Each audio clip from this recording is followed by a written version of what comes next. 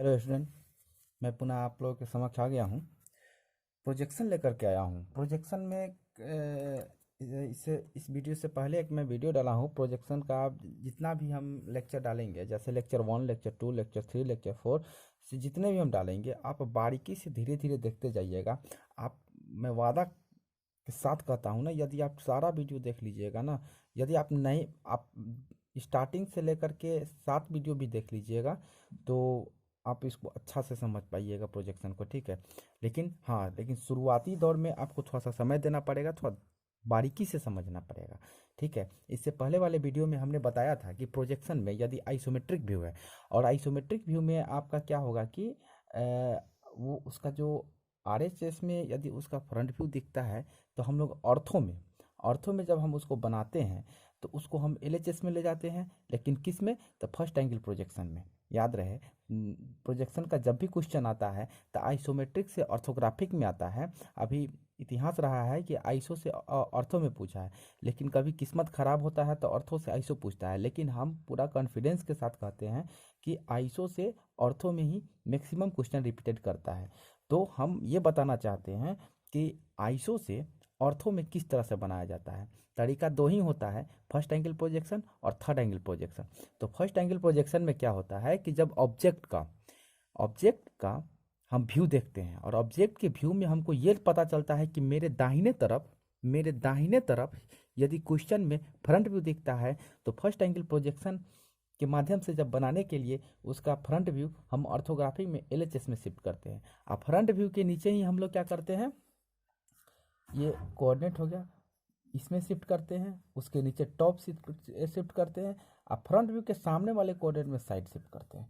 First angle में नहीं, लेकिन एक और कंडीशन देखें, केस 1 और केस 2 में कहता क्या है कि यदि फर्स्ट एंगल में केस 1, केस 2 में कहता है कि यदि ऑब्जेक्ट का फ्रंट व्यू एलएचएस में शिफ्ट होता है, ठीक है, और उसका एलएचएस में शिफ्ट होता है, ऑर्थो बनाने के लिए क्या होता है, ऑर्थो बनाने के लिए आरएचएस में चला जाएगा फ्रंट, उसके नीचे आ जाएगा टॉप, और फ्रंट व्यू के सामने वाले में आ जाएगा साइड। बस इतना ही ध्यान रखना है। ठीक है, इतना ही ध्यान रखना है। अच्छा, थर्ड एंगल में कहता है कि ऑब्जेक्ट जो होता है आइसोमेट्रिक व्यू तो आप लोग समझते होंगे। देखिए, इसीलिए बार बार मैं कह रहा हूँ कि आइसोमेट्रिक आप लोग बनाइए। आइसोमेट्रिक व्यू बनाने आ गया, सिर्फ देख करके तो कॉपी पेस्ट करना है, और इंस्ट्रूमेंट भी आपके साथ है, सेट स्क्वायर भी आपके साथ है। मैं सारे चीज़ के बारे में बताऊंगा। तो थर्ड एंगल प्रोजेक्शन में भी क्या होता है कि जब आइसोमेट्रिक ऑब्जेक्ट देखते हैं, तो उसका देखते हैं क्या कि उसका फ्रंट व्यू यदि आरएचएस में है, नहीं, फ्रंट व्यू यदि आरएचएस में है, तो हम लोग क्या करते हैं, उस फ्रंट व्यू का जैसे ये फ्रंट व्यू हो गया, नहीं, फ्रंट व्यू को ही एलिवेशन कहते हैं। तो इसमें क्या होगा कि यदि आरएचएस में है, केस नंबर 1, नहीं, यदि आरएचएस में है तो उसका जो ऑब्जेक्ट ये आरएचएस में है, तो वो आरएचएस में ही शिफ्ट होगा, याद रहे। अच्छा, उसके ऊपर टॉप होगा, किस में? तो थर्ड एंगल प्रोजेक्शन में। ठीक है, थर्ड एंगल प्रोजेक्शन में। और साइड व्यू कहाँ बनेगा? तो ये तो 45 होगा ही, नहीं, और साइड व्यू हमेशा फ्रंट व्यू के सामने। एक चीज़ और, जब आप देखिएगा अंतर फर्स्ट एंगल प्रोजेक्शन और थर्ड एंगल प्रोजेक्शन में, तो एक अंतर आपको समझ में आएगा क्या कि फ्रंट व्यू के हमेशा सामने ही बना है। आपको इसमें एक ही चीज समझ में आया होगा क्या कि फ्रंट, देखिए, फर्स्ट एंगल में भी फ्रंट व्यू के सामने वाले कोऑर्डिनेट में साइड व्यू बना है, थर्ड एंगल में भी क्या है कि फ्रंट व्यू के सामने वाले कोऑर्डिनेट में बना है।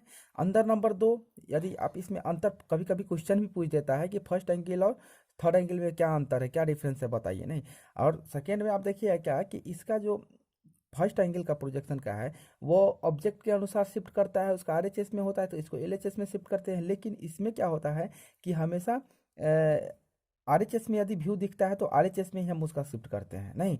लेकिन अब कहता है क्या कि फर्स्ट एंगल में क्या होता है कि फ्रंट व्यू के नीचे टॉप व्यू बनता है, और थर्ड एंगल में क्या होता है कि फ्रंट व्यू के ठीक ऊपर बनता है टॉप व्यू, ठीक है, और साइड व्यू फ्रंट व्यू के सामने वाले कोऑर्डिनेट बनता है। इतना यदि आप समझ गए, इसको आप अपने माध्यम से, आप जिस तरह से समझ रहे हैं उस तरह से आप अपने कॉपी में नोट कर लीजिए, और आपको समझने में काफ़ी दिक्कत हो रही होगी तो उसको आप अपने कॉपी में नोट करके उसको बारीकी से समझ सकते हैं। ठीक है, अब चलिए हम ऑब्जेक्ट जो होता है उसके बारे में बता देता हूँ कि किस तरह से बनता है, और ऑब्लिक टाइप भी बताऊंगा नेक्स्ट वीडियो में। यदि वीडियो लंबा चला जाएगा तो हम ऑब्लिक टाइप भी हम बताऊंगा कि ऑब्लिक टाइप आइसोमेट्रिक क्या होता है। ठीक है, तो मैं आपको बता देना चाहता हूँ कि यदि कोई भी ऑब्जेक्ट, ये मेरा सेट स्क्वायर है, सबको पता है। देखिए सेट स्क्वायर पकड़ने का तरीका देख लीजिए। यदि हमको एक सीधा लाइन खींचना है नहीं, तो पहले क्या करते हैं कि हम एज को रिफरेंस मानते हैं। जैसे हम लोग जब ड्राइंग शीट पे काम करेंगे, हम ये सारा चीज़ बताएंगे, ड्राइंग शीट के बारे में बताएंगे, और बाउंड्री लाइन के बारे में बताएंगे, टाइटल बॉक्स के बारे में बताएंगे, हर चीज़ बताएंगे धीरे धीरे। बच्चों थोड़ा समय का अभाव है जिस कारण से परेशानी में है। खैर देखो आप यहाँ पे क्या कहते हैं कि हम लोग जो पेज है, ये पेज जो है ना, ये पेज है, उस पेज के एज को हम पकड़ते हैं। फिलहाल एज को पकड़ेंगे। और देखिए ये सेट स्क्वायर है, देखिए ये प्रोटेक्टर, देखिए प्रोटेक्टर पे, प्रोटेक्टर का काम ही होता है उसको प्रोटेक्ट देना, मतलब सहारा देना उसको। देखिए ये हो गया। देखिए अब हमको तो काम करना है 30 डिग्री पे, तो देखिए ये आपका 30 डिग्री होता है, सबको पता है नहीं। और ये आपका 60 होता है, ये आपका 90 होता है। चलिए देखते हैं, हम इस पे स्लोप लिए। चलिए कुछ डिस्टेंस हम ले लिए, इस तरह का डिस्टेंस ले लिए। और एक और, हम कोई डायमेंशन लेस नहीं ले रहे हैं। ये नहीं है कि हम इसके बीच में कुछ आप लेकर के, हम इसलिए ये लाइन लिए, हम एक ही लाइन पे बना सकते हैं, बिना लाइन लेकर के बना सकते हैं।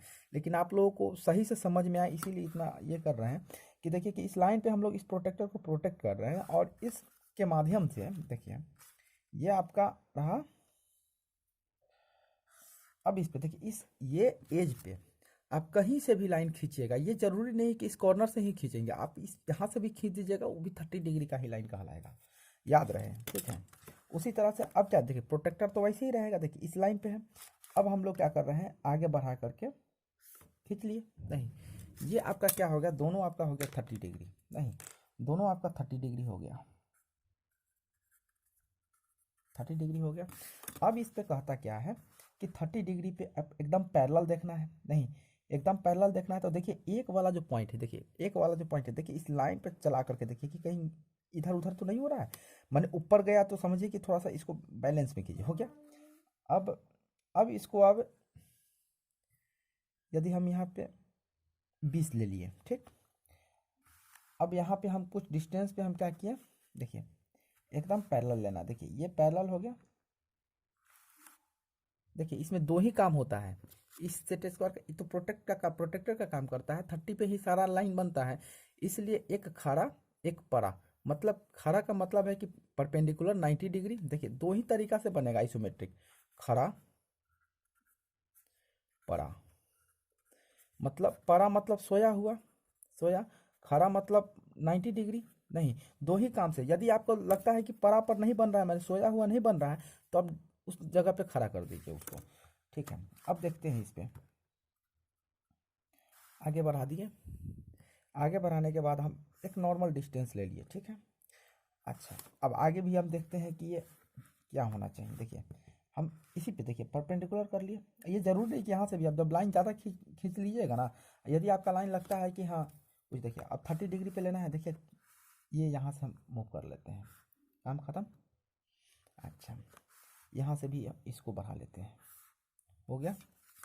चलिए अब हम क्या करते हैं, देखिए एक सुंदर सा ऑब्जेक्ट बनने जा रहा है। देखिए हम इसको नीचे कर लिए, चलिए ठीक है।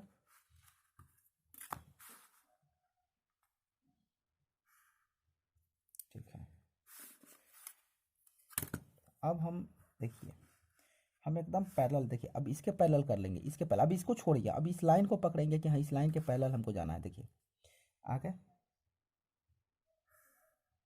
हो गया। अब हमको पैरेलल हो गया, ठीक है। अब देखिए ये लाइन है, ये लाइन पैरेलल है, देखिए ये लाइन पैरेलल है। अब ये पैरेलल, या आप ये छोटा वाला भी लाइन के पैरेलल भी कर लीजिएगा, तब पर भी ये पैरेलल लाइन जाएगा। देखिए आ गया कि नहीं आ गया, दोनों पॉइंट मिल गया। अब देखिए, अब देखिए ये हो गया। हम उस हम आपको उस वीडियो में हम इस ऑब्जेक्ट के बारे में बताए थे कि इसके बारे में हम ये ऑब्जेक्ट का हम फिगर व्यू बनाएंगे। देखिए कितना आसानी से बनने जा रहा है ये। बहुत आसानी से बनने जा रहा है। देखिए कुछ किए हम आसानी से बना सकते हैं, आप लोग भी बना सकते हैं। हो गया। अब देखिए ये जो है, ये जो हर देखिए हर लाइन जो भी मूव कर रहा है 30 डिग्री पे ही मूव कर रहा है। देखिए हम इसको अब ये फिगर को नहीं देखेंगे कहाँ जा रहा है, हम आराम से अभी 30 पर हम फिगर देखें। जैसे साइकिल चलाने के समय हम लोग पौड़ी पे ध्यान देंगे तो गिरिए जाएंगे नहीं, इसीलिए हम ऑब्जेक्ट पे ध्यान नहीं देंगे, अपने वर्क पे ध्यान देंगे कि मेरा वर्क हो रहा है कि नहीं सही। वर्क पे ध्यान दीजिए, काम अपने आप होगा। ठीक है, ये आपका हो गया।